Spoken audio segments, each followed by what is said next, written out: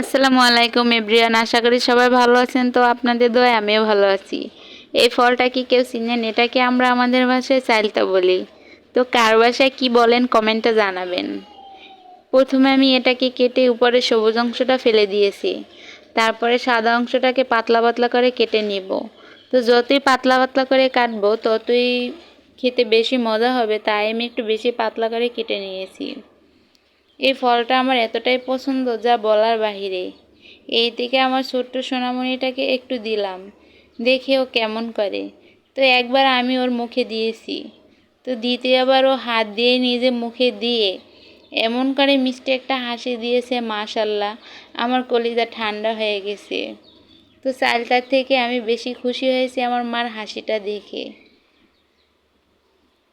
তো এটাকে আমি মরিচ, লবণ, তৈল দিয়ে মাখাবো। প্রথমে দিয়ে দিলাম মরিচ, তারপরে দিলাম স্বাদ মতো লবণ, পরে দিলাম তৈল। তো এটাকে সুন্দর করে হাত দিয়ে মেখে নিব যাতে করে সব কিছু এক হয়ে যায়। সব থেকে বড় কথা হলো আমার স্বামী আমার পছন্দের গুরুত্বটা একটু বেশি দেয়। কোনো কিছু আনুক বা না আনুক, আমার পছন্দের জিনিস আনবি। তো আজকে অনেক কথা বললাম, আমার সাথে থাকার জন্য সবাইকে অনেক অনেক ধন্যবাদ।